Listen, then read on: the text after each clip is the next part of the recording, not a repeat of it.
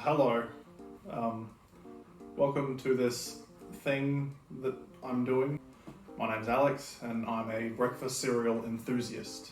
Stopping short of this seeming like an analogy for an AA meeting, like I said, I really like breakfast cereals. And pretty much my whole life I've had breakfast cereals just about every day.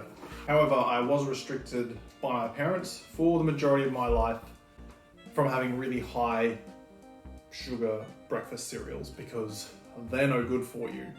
So I was pretty much bound to having the classic Australian breakfast cereal, Weet-Bix, breakfast of champions. I'd have a nice big bowl, probably at least double the size of this. And then I'd top it off with sugar. Yeah, sugar, right? It wasn't like I had like a little bit of sugar. I had a lot of sugar on there.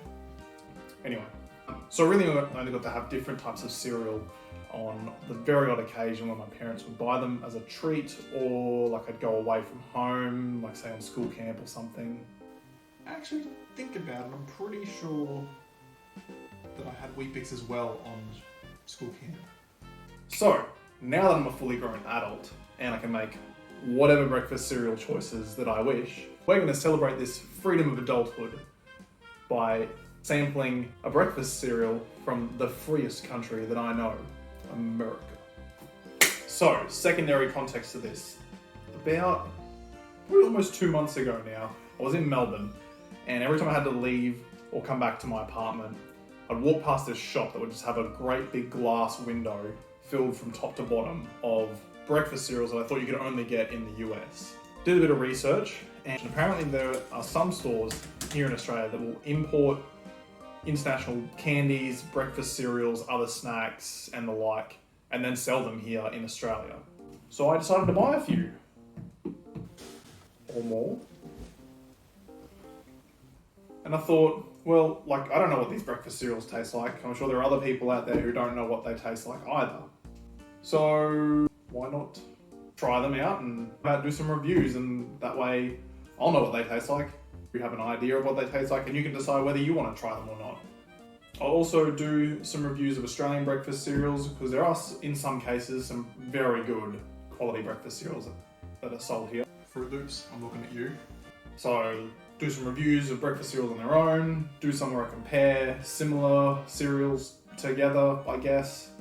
But to kick things off today, we are going to be reviewing the classic American breakfast cereal, Lucky Charms.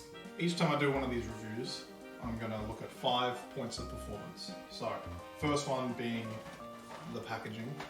How well presented is it? Is there any fun games or anything on the back? Anything like that. Second bit is going to be dispensability. It's not a word. Let's go with that anyway. Is there a good spread? Is there a good ratio of, say, regular non-fancy bits to fancy bits like in this one? Third point is going to be the dry taste test, because I know there's some weirdos out there that like to eat their breakfast cereals dry. So I guess I am bound by unwritten rule I just made up because I've decided to make this video. Fourth one is going to be the traditional cereal with milk breakfast taste test. And then the fifth point, final one, is going to be what I call the after milk. The milk that's left over, what does that taste like? Basically. There may be some extra bonus categories for some breakfast cereals as well, but we'll get to that when we get to it. Alright, let's do the part where we eat the cereal. We'll look at the cereal. So, Lucky Charms. Nice red box here. You've got the Lucky Charms title at the top with 3 new unicorns. If that's cool. It's a frosted toasted oat cereal with marshmallows. It is gluten-free, so you know it's healthy, apparently. On the back, you've got what looks like a board game of some sort. So you've got these 4 unicorn marshmallows here on the front, and you need to grab them out of the box, and then you can play a board game on the back. I'm not going to do that now, that's going to take too long. Alrighty, let's open it up. Ooh. They're magically delicious.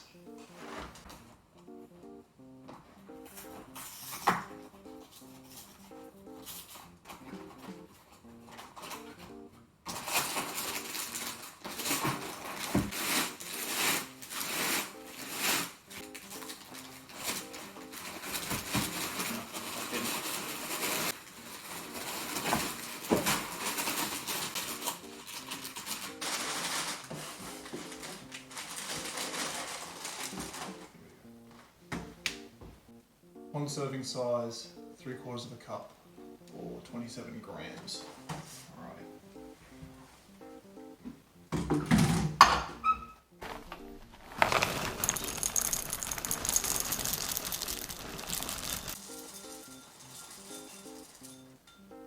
They're pretty good ratio of marshmallow bits to non-marshmallow bits.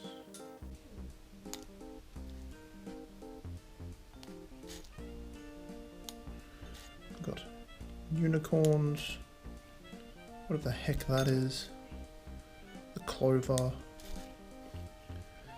what? Horseshoe, whatever that is, more unicorns, rainbow. Very good. For the dry test, good. A few non-marshmallow bits and a few marshmallow.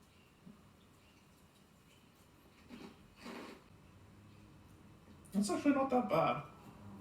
The marshmallows kind of get stuck in your teeth a little bit.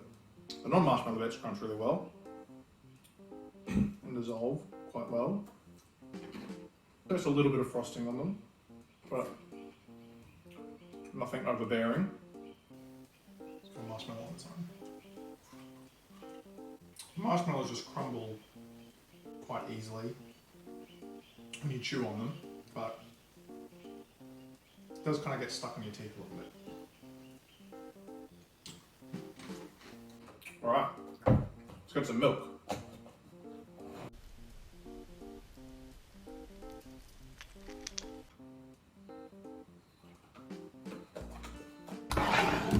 Alright, so I like to make sure that all of the cereal gets a little bit wet from the milk before I start eating it.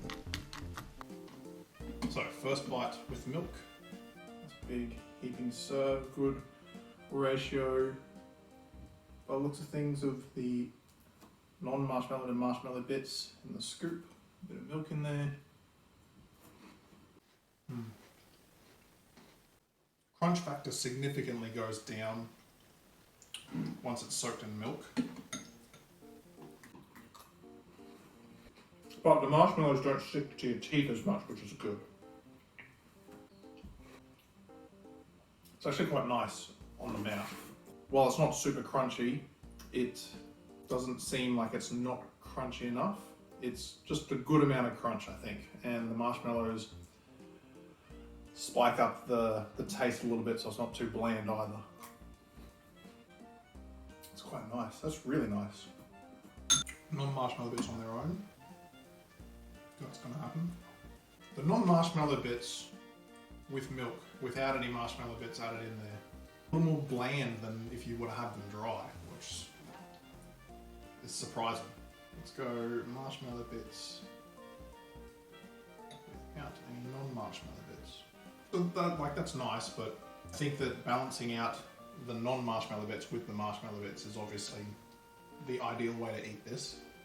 I think if you had just a cereal, just marshmallow bits, it wouldn't be as good. It would just be too overbearing. So you're going to get a good ratio each scoopful. Otherwise, you're not going to have much fun with this.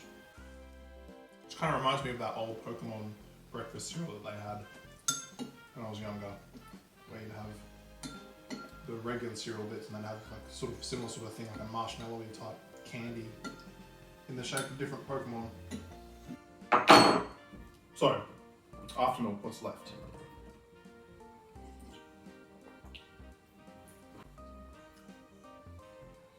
Kind of just tastes like milk. There's no difference to it.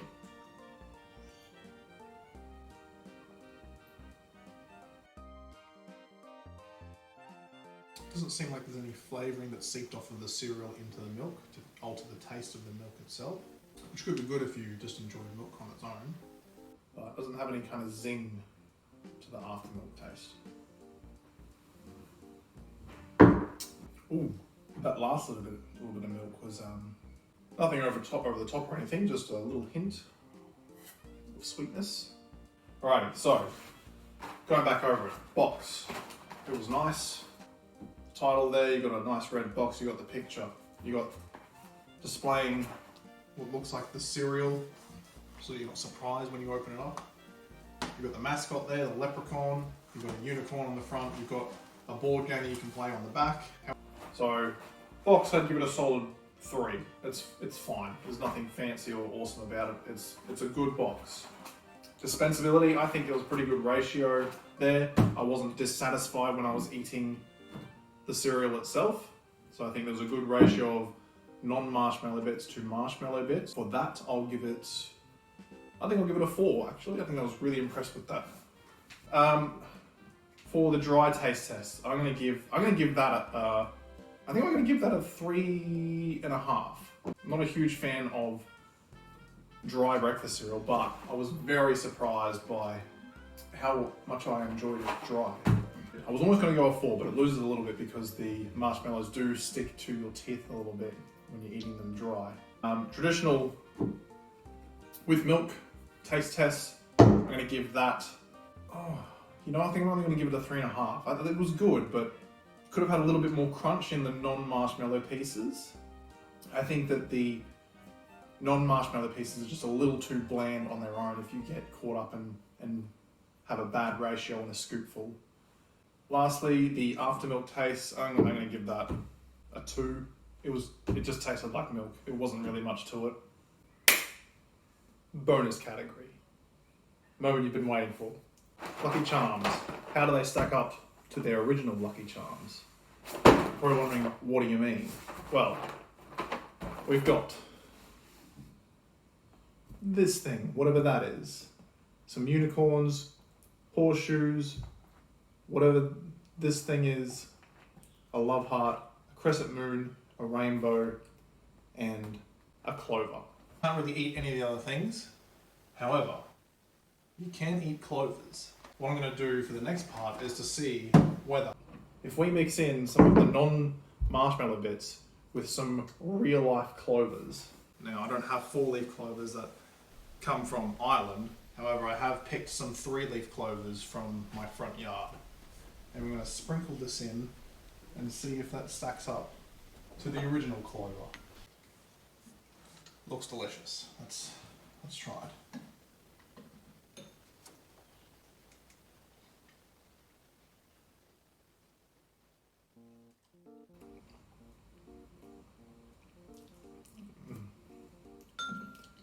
Ugh.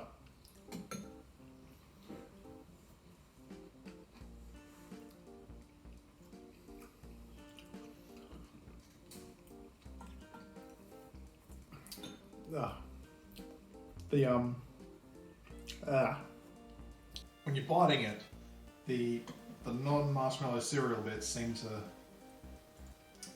dissolve away quite quickly, leaving you to just chew on essentially bits of grass.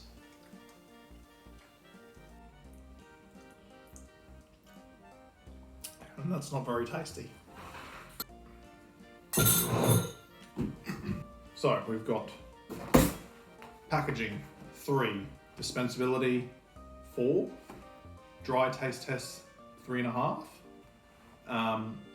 traditional taste test 3. I think I said 3. What did I say? 3.5. Anyway, you know what I said. After milk taste 2. That was pretty disappointing. Overall, I'm gonna give Lucky Charms an overall rating of a 3. I think overall it's a very good cereal.